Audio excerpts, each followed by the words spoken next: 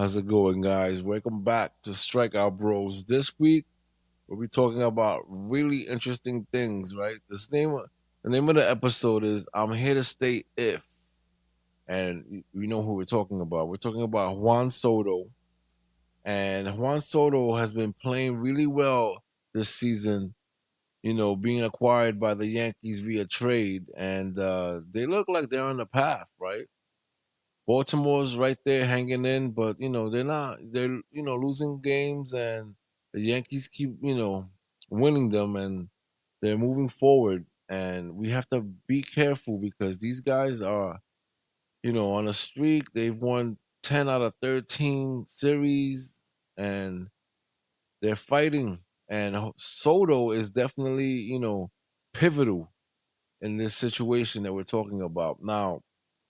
The interesting story that we're going to be talking about today is the Yankees are willing to talk to this guy and try to figure it out so he doesn't even go to free agency because he's in his walk year now, and he is going to be looking for something north of $500 million. I can guarantee you that, based on the history of this player and the offers he's denied.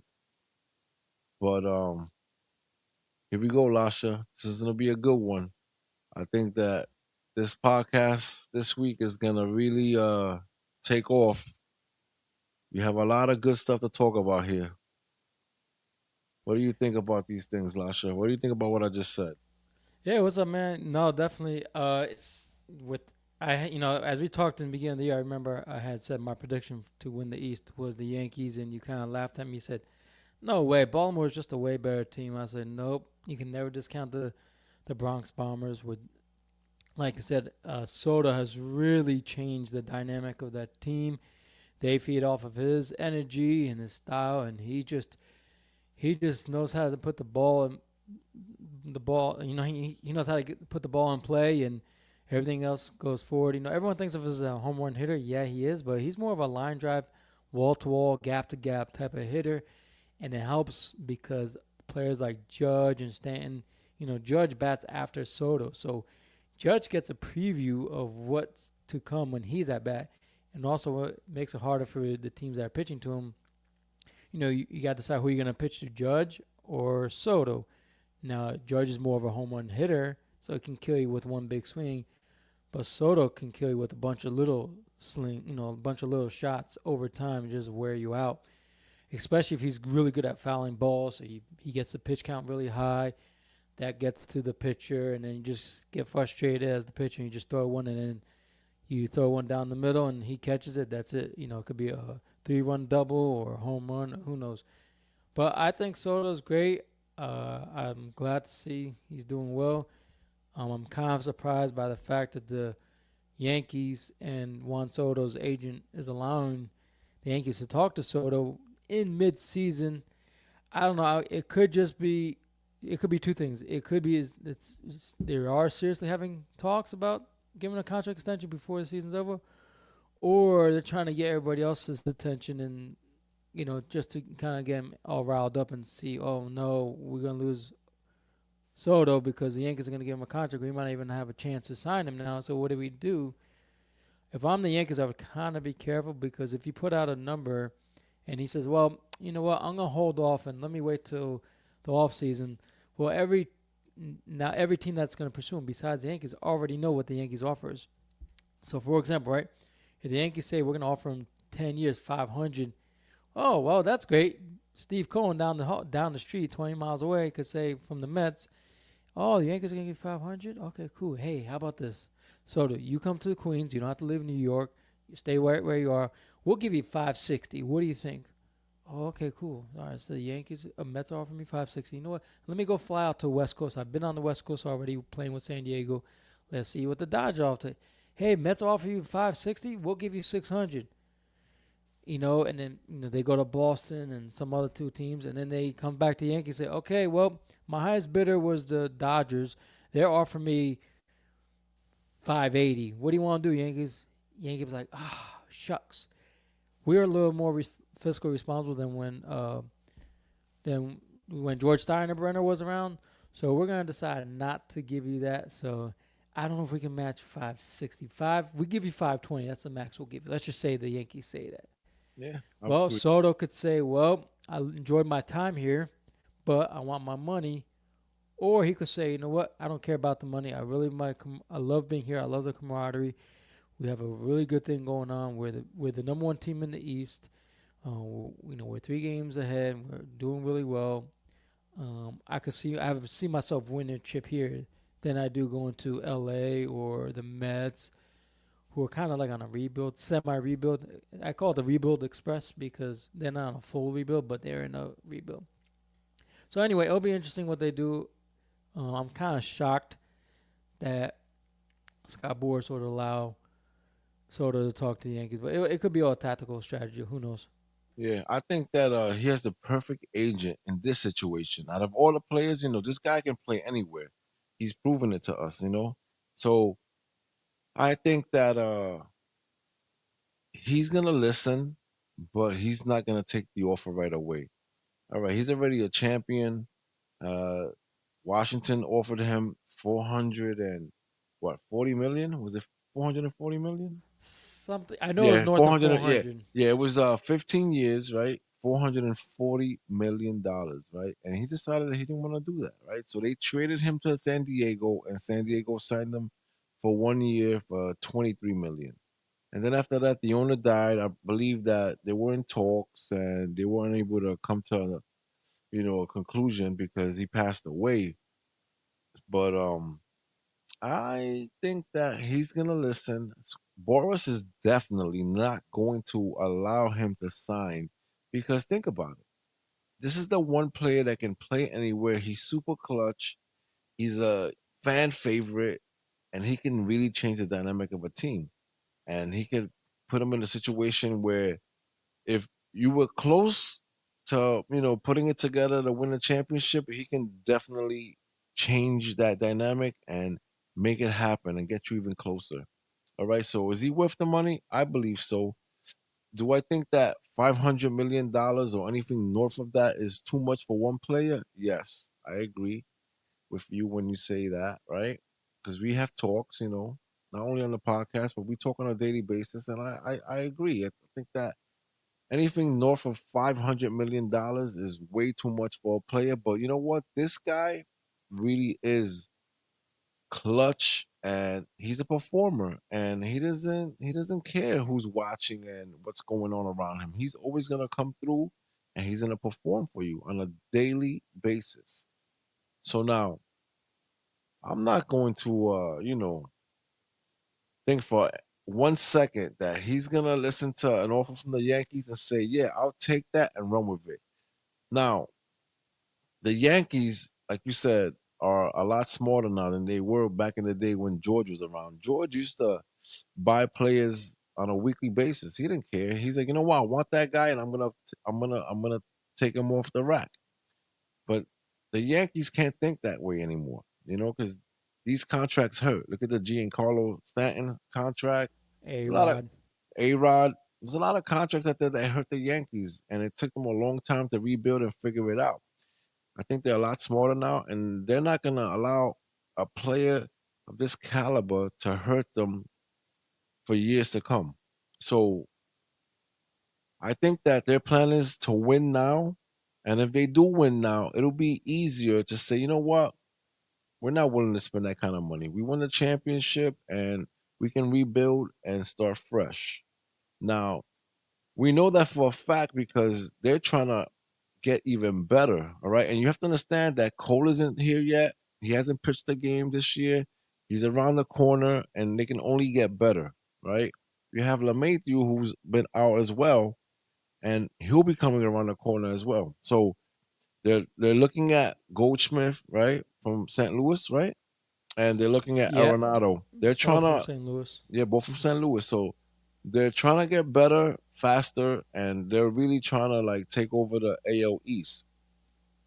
In my opinion, I think the Baltimore Orioles are the divisional championship, divisional champions this year. I believe so. I think they're a well-rounded team. They've been around for a while now. They have that experience. They have, I think, a better collection of players, and they're gonna they're gonna be able to take over. Right now, they're a couple of games behind, but I think that it's Baltimore's division. To be honest with you, I know you think differently because you're a Baltimore Orioles fan, but I think it's the Baltimore Orioles division to lose. This guy Soto, oh my God, I don't know. I don't know. I really think that it's about the money for him. Like I said, he's already a champion. And he said, I'm not taking a 440, which is pretty insane to me. All right.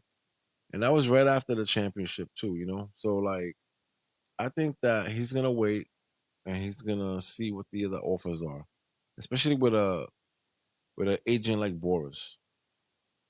All right. And you have to understand that this year he's been super hot. He's batting around 310. He has 9 home runs, 34 RBIs, and like you said, they're number one in the division. But I don't know. I don't know. Yeah, and as the summer gets warmer, New York balls really fly, especially Yankees. They have a short porch, so his numbers are really just gonna get inflated even more. Yeah, So and batting from that left side, I totally agree. yeah, definitely. But Lefties go crazy over there. yeah, it like I said, I just because when I think of the Orioles, I can't name. I only can name one player where you know for sure you got to worry about him because he's gonna hit him on.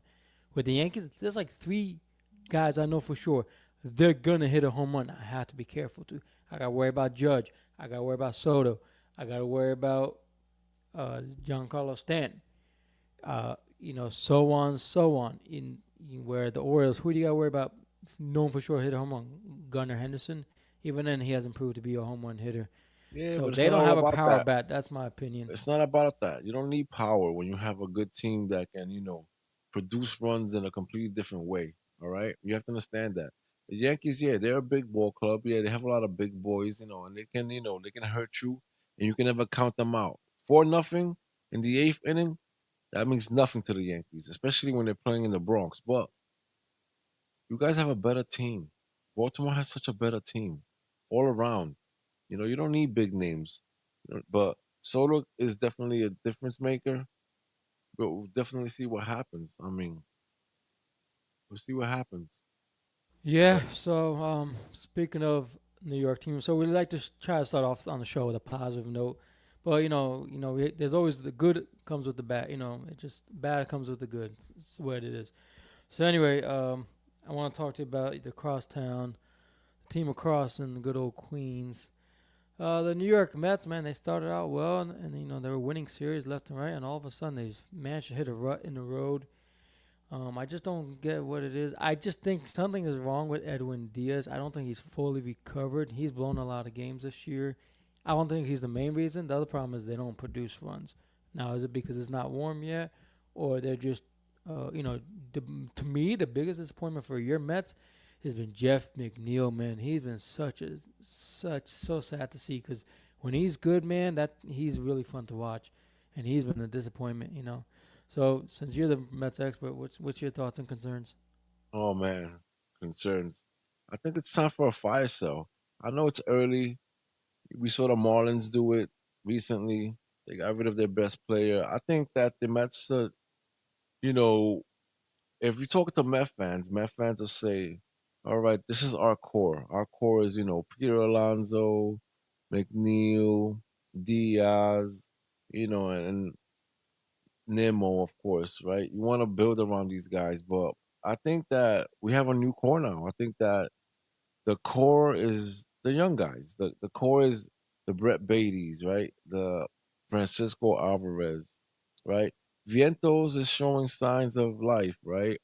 Obviously, you would have to build around Lindor because we paid so much for him, and I don't think anybody's willing to pick up that contract. Even if we send them away with money, it's going to be a lot of money. We've done this multiple times over the last couple of years, and I don't think that's the way to go. So now you got rid of Verlander, you have to send them back with money. You got rid of Scherzer, you have to send him back with money. So we're still paying for these big contracts that we thought were going to work out for us, and the other problem is that we have Pete Alonso, and he's due for a contract now, and he's not performing well. And what time better than now to dangle him and say, who wants this guy, and what are you willing to give up? I would totally have a fire sale. Marte's out. Marte has been horrible. Alonso has been horrible. McNeil has been horrible. We can't get rid of Lindor, but I love Nemo. Nemo is still producing and doing what he does best. And I think that was a very smart contract. It's not too much, and he didn't have a problem taking it. So let's keep Nemo. Let's keep Alvarez. Let's keep Beatty. Let's wait for Mauricio to come up, Luis and Angel Acuna. of course that's a given. And let's figure it out from there. We'll keep that core, but we need to get rid of Alonso, McNeil, Marte, and we need to keep Diaz. We need to figure out what's wrong with Diaz and try to figure it out because I think that losing a closer like him, and giving him away for some prospects is not going to be a good idea. We need to keep him and we need to work with him. All right. Apparently, after the interview downstairs after the game was over, he cried. This guy's really emotional. He's hurting, and I think we need to give him a chance. All right, I don't think that getting rid of him is gonna help our situation at all. But I don't think that Alonso's willing to budge. I think he wants a lot more than I think he deserves. I think he's under pressure. I believe they offered him $158 million prior to the season starting, and he denied it. Once again, he's a Scott Boras, client, and I think that's gonna hurt him in the long run because now that we have Stearns, Stearns isn't, he's watching, and I don't think that Stearns is gonna, break out the bank for him because he's gonna speak to Cohen. He's gonna say this guy's not producing the way he used to, and he's on the downslide. I don't think that we need to keep Alonso to win a championship. I think we need to build a new core and go from there. Obviously, the pitching, is gonna have to change. The pitching has been great this year, which has been funny because, like we said earlier this year, when we looked on paper, we were like, "Wow, this is an amazing lineup," and we were worried about the pitching, but it's been a complete opposite this year. We've lost a lot of, games by 1, 2 runs, and the pitching has been consistent and no run support for these pitchers whatsoever. And it's funny because, you know, when you have a lineup like this, and you look at the names and, what they've done over the last years, you say to yourself, all right, one guy, two guys go down, and then the rest of the staff is gonna pick them up, right? So you don't need to get a hit from everybody on a daily basis to win a baseball game, because you have a lot of stars in your team, a lot of homegrown players, a lot of household names. So you say, all right, Alonso didn't get a hit today. He went 0 for 4, but he hit the ball hard. But you can't even say that now because he's striking out, and his defense. I don't really care for the defense either. There's something wrong with him. McNeil has been great defensively, but he's not hitting at all. All right, and he's a contact hitter, so it's not like he's swinging hard and trying to knock the ball out of the park. He's basically trying to slap the ball into the gaps, but he can't even do that right now, and they look mediocre. And the beginning of the season was great because we saw signs of okay, this team is way better than what people expected. The pitching has been phenomenal, but we can't hit the ball. And it seems like when one guy can't hit the ball, it's like infectious. Nobody can hit the ball. All right. And we played a lot of big teams early on. And it seems like, I've been looking at all these games around the league, and it seems like we have the hardest schedule in baseball. Like the Dodgers are coming back around, the Phillies, we're playing all these big teams and we're playing really close games, but we just can't finish. Or we'll have the lead and then we'll just fall apart and lose the game in the final two innings. So I just think it's time to rebuild. It comes to a point where you say, all right, this is not working out. This formula is not working out.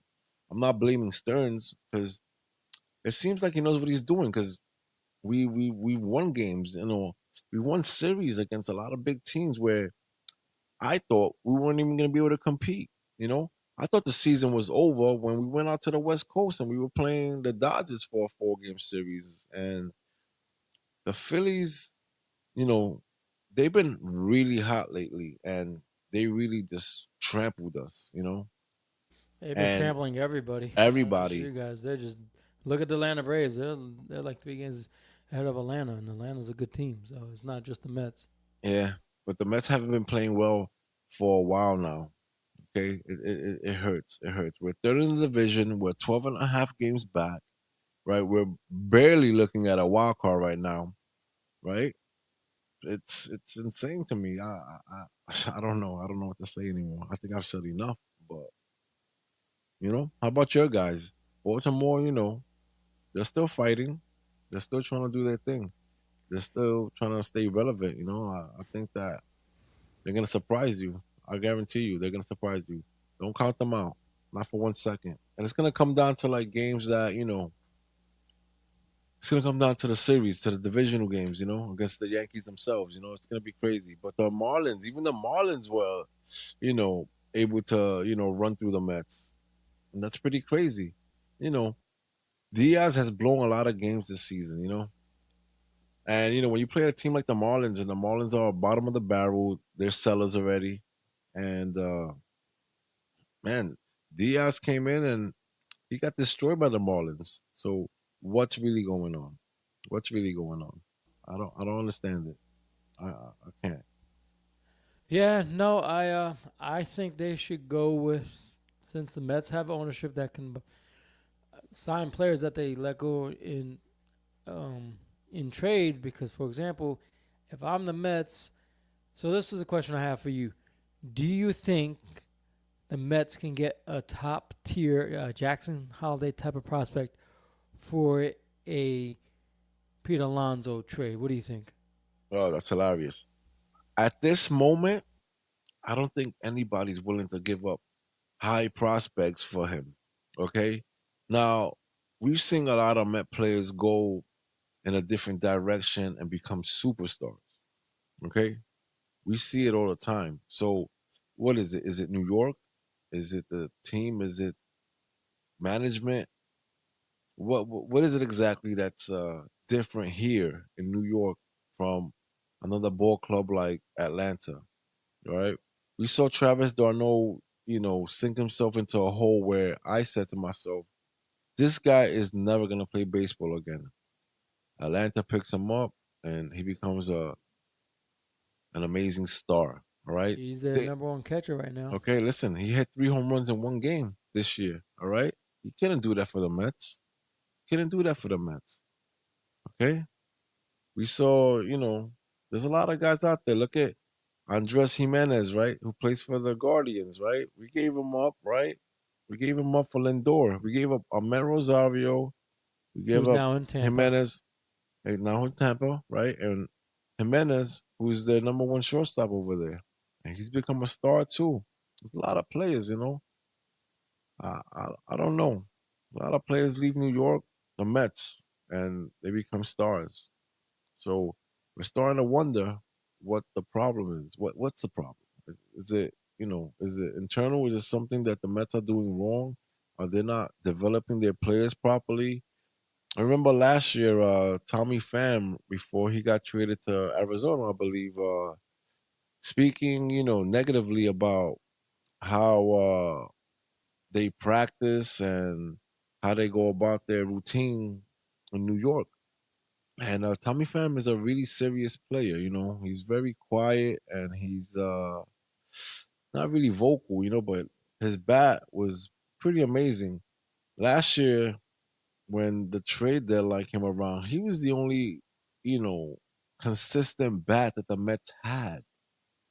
And then he goes out there and he helps the ball club. In the run in the postseason, but he helps Arizona out. I mean, he's older too. He's a veteran, but he when he spoke out to the papers and he said the Mets are weird in the way they develop their players and the way they practice, and it says a lot, especially when a player like that says something. Look at Stroman. Stroman wasn't as good as he is now while he's playing for the Yankees. You see what Stroman is doing?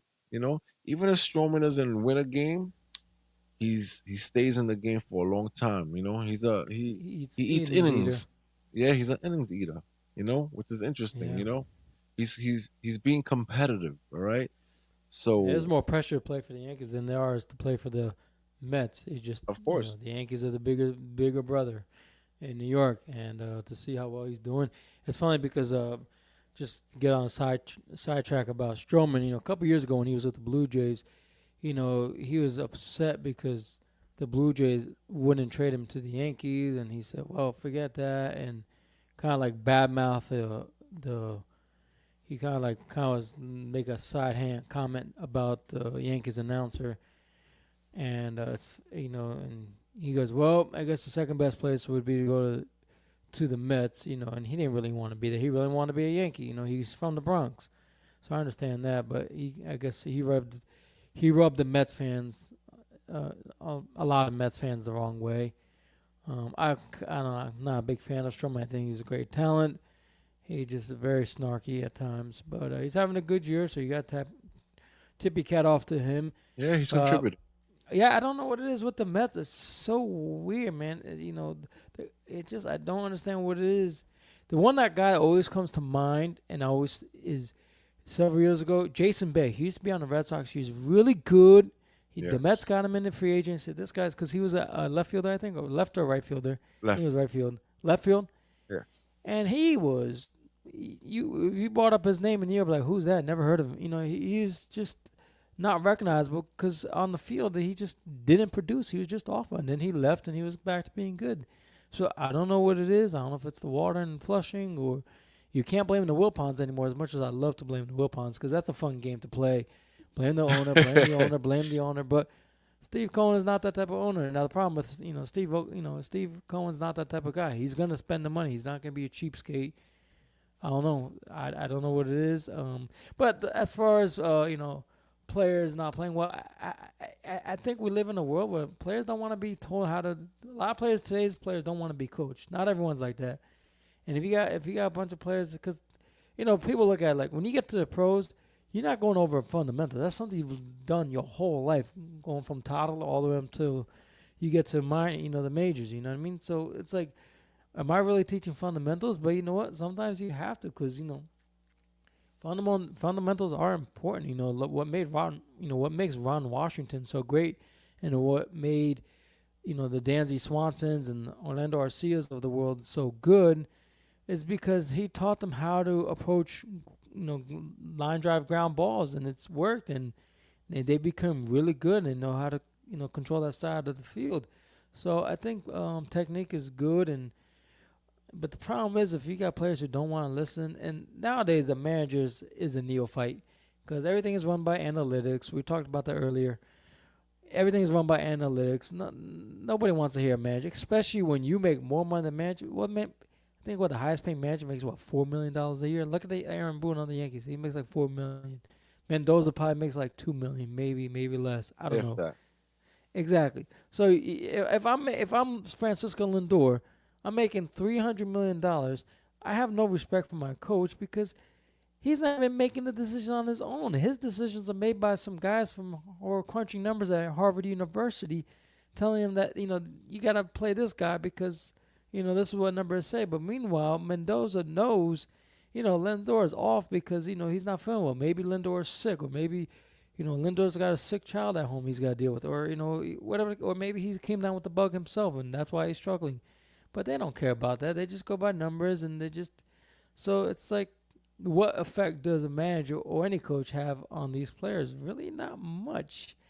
And if a player doesn't like their coach or the manager, and they just think, this guy's just here just to, just he's there just to stand and look, for the dog and pony show, to make it look like we have a manager when you really don't have a manager. He's just a body, in my opinion. So it's like, why Yeah, even listen to this guy? So I I don't know if agree. that's the issue. Money's the issue. I don't know what it is. I don't know. Maybe they just don't have the right coaches in there. I don't know. Maybe they need to get new fundamentals. They need to do something. They I need don't know. a new way to approach the plate. A Who new hitting knows? coach. I don't know what it is, but Lindor's a perfect example. All right, so you pay all this money for this player, right? And you start to notice, right? Because I noticed, so I know they noticed that Lindor is not a switch hitter. I don't care what you tell me. All right. I'm watching this guy on a daily basis, right? I mean, now it's come to the point where I don't even want to watch the games, all right, because I already know what's gonna happen. It's so Lindor thinks that he can hit from the left side. I'm gonna tell you what Lindor does when he hits from the left side. It's gonna be a pop fly. It's not even gonna be deep, all right? Not even deep enough for a guy on third to tag up and score the run. Okay, Lindor is horrible from the left side.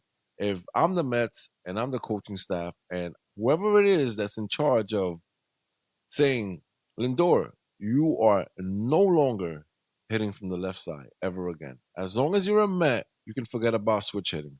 You're batting from the right side. Your numbers are better from that side, and this is what it is. All right, we pay you to you know, and we're gonna tell you that you're no longer hitting from the left side. That needs to be said and it needs to be done. Okay, because it's horrible. It's just horrible. All right. So you're telling me that he has to hit from the left side when a righty pitches? No, I'm sorry, he can't. He can't because you have to understand that the majority of the pitching in the major leagues is coming from the right side. So this guy is handicapping himself and trying to get a hit from the left side when he's not even approaching the ball properly. All right, it's 99% of the time it's gonna be a short pop fly, and then he gets upset, and you have men on second and third, and Lindor's up to bat, and there's no way in hell that this guy's gonna get these guys across to score because he can't do it. He can't do it. If I see it, you telling me they can't see it? He shouldn't be allowed to hit from the left side. He sucks at it, and he's really no good at it. He's really no good at it. I don't know who told him he was. He's not. Yeah, I was gonna ask you, what is the reason why the Mets want him to be switch hit? I don't understand. I don't understand because the numbers say that you know a righty versus righty is a lot more difficult than it is for a lefty, and then vice Mm. versa. Remember those old school matchups when they used to bring a pitcher in for a lefty and from the bullpen for the lefty matchup against but that to me that doesn't mean anything. It doesn't work for me because Nemo's a true lefty and he goes up there and he plays his heart out and he hits the ball hard.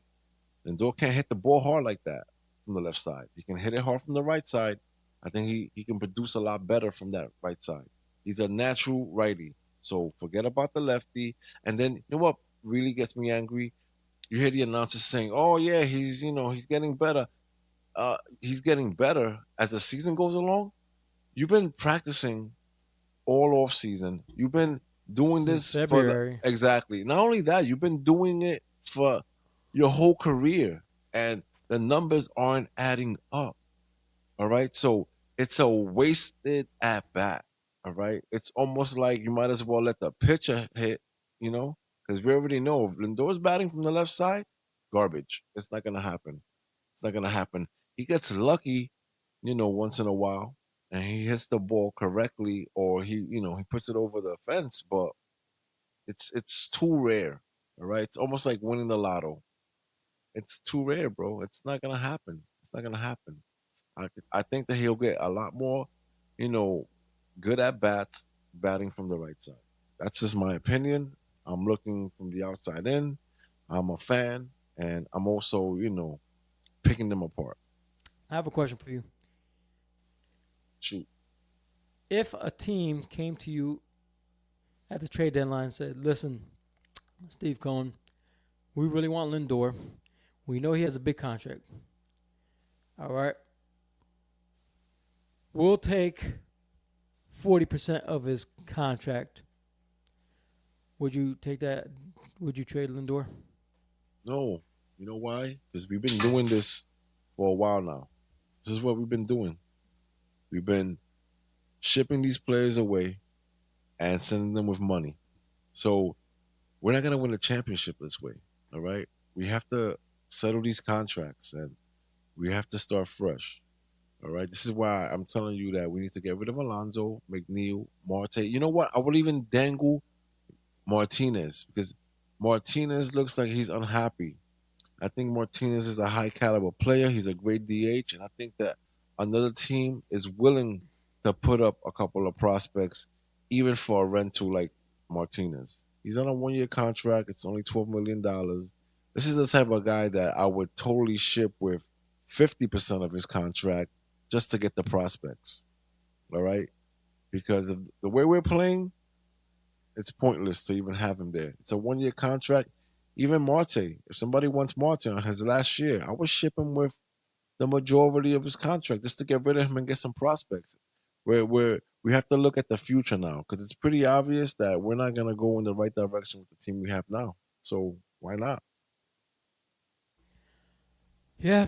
Well, I don't know. It'll be interesting. The Mets have a lot of work to do between now and the trade deadline. I'd say more now than in the off season because what you do now will dictate what you do in the off season. So if you do let go of Alonso and all these other things we talk about, then you got to say, well, we really love Alonso. Do we want to bring him back? Now you know it's a surprising thing about Alonso is that most players that are in their walker, they just for some reason they have amazing year. Look at Judge 2 years ago. Look at Otani. They have amazing years. It's funny. The best years are their walk years. For some reason, that hasn't been the case for the polar bear. So I don't know what it is. But anyway, it'll be interesting. I think I don't blame you for being I don't A blame you for bitter being Met fan? upset. Yes, for you and Craig to be miserable because you knew that there's a chance they weren't going to make the playoffs, but you didn't think they'd be this bad, you know. And they have No, way better, they have big name players. It's not a bunch of nobodies. It's not like the Orioles a couple years ago where they had a bunch of nobodies. They're just slacking off.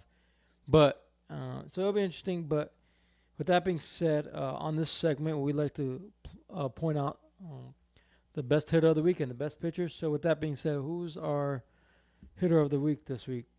well, once again, Mr. Clutch. Our slugger of the week is Juan Soto. So he hit 2 home runs in probably the best game of this year for him, right? So he hit 2 home runs, right? That was part of a 4 for 4 day, right? With a walk and 3 RBIs. Are you kidding me? This guy can play anywhere, all right? A lot of players that, play well for one team and then go to another and then they have a hard time figuring it out, right? They go from the National League to the American League and they go to different divisions and then they have to figure out the pitching and they have to get around a couple of divisional games before they're able to, you know, produce properly. But Juan Soto doesn't matter where he's at. All right. Remember, he was in the National League East, then he went to the National League West, and now he's in the American League East. Doesn't matter where he plays. He's gonna be productive and he's gonna be Mr. Clutch. 4 for 4 with a walk. That's 5 for 5 in my eyes. Because if you walk, that's a hit in my eyes. With a 3 RBI day and 2 home runs on top of that, come on. What are we talking about right now? Of course he's the slug of the week. Insane. And our pitcher of the week is Luis Gil. I believe this is the same game, right? The same game. This guy, 14 Ks, right? And a 6-1 win over the Chicago White Sox on Saturday, this past Saturday at Yankee Stadium. This guy, 14 Ks, right? He strikes out the side in the third, the fourth, and the fifth. That's magical, right? One run, five hits, one walk, 6 innings. Insane. These are the Yankees we're talking about once again. All right. This is insane. The It's, rich just keep getting richer. yeah. And Luis, I think it's Hio. I don't know his name, how to pronounce it, but either way, he was not their top three aces that they were going to lean on this year. No. Their guys that they're going to lean on was Cole, Carlos Rendon, and I can't think of the other Cortez. guys. Cortez. Nestor Cortez, and now uh, what's his name already? This new Stroman. Thank you. I struggled. So to see this guy doing well, which is good for them because this guy's been holding up the line until Cole gets back. So when Cole gets back, getting Cole back for the Yankees by July is like basically trading for Yeah. For another number one. starter. But no, trading for number one. How about that? Yeah, trading for a number one starter. But the rich just gonna keep getting richer, and the Yankees been able to stay afloat. I know a lot of Yankee fans are worried. Oh, geez, how's the because the rotation does go as, and it kind of feeds off the start. The number one ace. You know, I've noticed that with other teams in the past. Like the Dodgers, the Astros when they have Verlander, and well, they still have him, but what I'm talking about. So yeah, they come back, but Luis Hill's been great, and good for the Yankees, I guess. I hate to say it being an Orioles fan, but the Yeah. Yankees are so good. I hate it. It drives me nuts. But this is why Yankee fans they drive me nuts because they cry about the littlest things. Meanwhile, they're having a fantastic year, but they cry, oh, because this guy's not producing. Like, who cares? One guy's not producing, but guess what? Other guys are doing freaking well. Oswaldo Cabrera. Do you know who he is? No, Yeah. he's their third baseman right now. He's freaking killing it for them. Yeah. And guess But what? they don't They're care. the report states, the rumor states that they're willing to give him up for Arenado because they want that bat. They know that if they add that bat to the lineup and they add Goldschmidt to the bat to the lineup and get rid of Rizzo, oh my god, oh my god! Can you imagine having those five guys: Stanton, Judge, Soto, Arenado, and Goldschmidt in your lineup on a daily basis, and that pitching phenomenal, and then you get Cole back, right? And then they'll probably get rid of LeMahieu, right? Because he plays third. Or maybe they'll keep him and, keep him on the bench and then figure it out from there. But it's insane, right? And now Mm. the interesting thing to me is, all right, so let's say they do win a championship. They're championship hungry. Like we were talking earlier on the phone, we were talking about how, they retired all these numbers and they have an amazing history and they won so many championships, right? Think about it. If they win this year, are they gonna spend money on Soto? Most teams they dismantle and they start from scratch again. But if they win a championship and they go on a crazy postseason run where they lose 2 games, if that, because they're so powerful that they might want to do it again next year. But are they willing to spend north of 500 million to keep one player? That's the question. So I hate the Yankees. I'm gonna say it. I'm gonna put it out there. But I don't know. I don't know what they're gonna do. Like you said, they're not spending like they used to, and it's gonna be interesting to watch. It's something to watch. It's something to keep my eyes on. And Yeah. the other thing is that when my team isn't in the playoffs, for some reason I can't watch. I can't watch the postseason. It bothers me. I'll keep Oh, I tabs. I'll can, man. I love baseball. I don't care. Even if my team, yeah, my sad, but I'll definitely watch. You watch, right? I have a hard Oh yeah. time watching. Like I'll keep track of what's going on. I'll read it. I'll look at the box score. I'll look at stats. But I have a hard time sitting down and watching. My dad loves watching the postseason, no matter what, and he doesn't care. But I do. When my team isn't in the playoffs, I don't really want to watch. But this year's gonna be a little different. I'll definitely watch. I'll never wear a Yankee hat. I won't jump on their bandwagon, but I'll definitely watch because I want to see what they're gonna do. And the off season this year is gonna be super interesting. I can't wait. Boris has a lot of work to do this year. Yeah, no, it's interesting. We'll see what happens. But anyway, you have a trivia question that I'm not exactly I sure always have a what it trivia is. question for you. Of course I do. I always have a trivia question for you. This is a very interesting trivia question. And the reason why it's interesting is because for some reason I didn't even know the answer to this question, right? I had to look it up. And it was interesting because you never see, it happen right away after a player retires, right? So the question is, how many years do players need to be retired before being eligible for the Hall of Fame induction? Uh, I was thinking five, but Mm-mm. Derek Jeter, it's not five because Derek Jeter literally like 2 years after he retired, he was inducted. So I'm gonna go with 2 years. No, you were close. It's three, actually. Wow. Okay. It's So three. Derek was an anomaly. Okay, exactly. Because you realize, right, that every time, they induct someone into the Hall of Fame and they collect these players and they put them together and, they have to make a decision, you notice that a lot of the players are older, you know? And it's funny because if it takes 3 years for you to even qualify for it, you don't see a lot of these players that retire, come up right away, you know? So it's weird. It's weird. But yeah, it's 3 years, believe it or not. 3 years. Wow. Well, speaking of Hall of Fame and all that, our special podcast, we're gonna do like a combination of topics. Our topic is about retiring numbers because the issue, we quickly see in baseball is, the Yankees are notorious for retiring numbers along with the Red Sox and all these teams. But the problem with that is every time we retire a number, that's a number that can no longer be recycled. So the two main questions in our next special will be about who, how does one how should one be considered for a retired jersey number, and two, will we get to the day where there will be players that will be wearing three-digit numbers like they have in the KBO? I think it'd be kind of cool. I've watched the KBO and all the players. There's a lot of players on those in that league. KBO is the Korean baseball league who wear three-digit numbers. It makes no difference. But so that's our interesting special that hopefully we'll be uh, presenting to y'all soon. Yeah, that's going to be our next episode for sure. And we're going to combine that with another great question. Should a pitcher be allowed to win the game if his team is winning and he pitches less than 5 innings? We're going to combine those two topics in our next special edition episode coming soon.